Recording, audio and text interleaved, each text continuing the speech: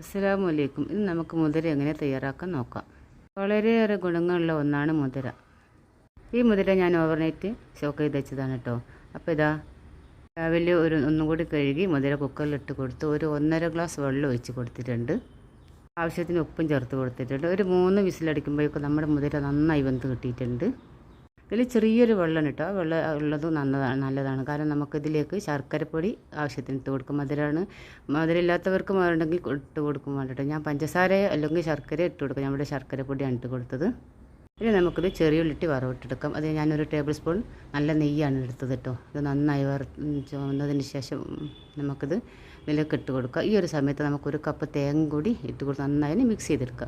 അപ്പോൾ ഇതാ നമ്മുടെ അടിപൊളി ടേസ്റ്റി ആയിട്ടുള്ള മുതിര ഇവിടെ റെഡി ആയിട്ടുണ്ട്. അപ്പോൾ ഇങ്ങനെ ചെയ്യാത്തവരുണ്ടെങ്കിൽ ഒന്ന് ചെയ്ത് നോക്കണം കേട്ടോ. വീഡിയോ ഇഷ്ടമായെങ്കിൽ ലൈക്ക് ചെയ്യുക, ഷെയർ ചെയ്യുക, കമൻറ്റ് ചെയ്യുക. സബ്സ്ക്രൈബ് ചെയ്താൽ കാണുന്ന ഏതെങ്കിലും കൂട്ടുകാരുണ്ടെങ്കിൽ സബ്സ്ക്രൈബ് ചെയ്ത് സപ്പോർട്ട് ചെയ്യണേ.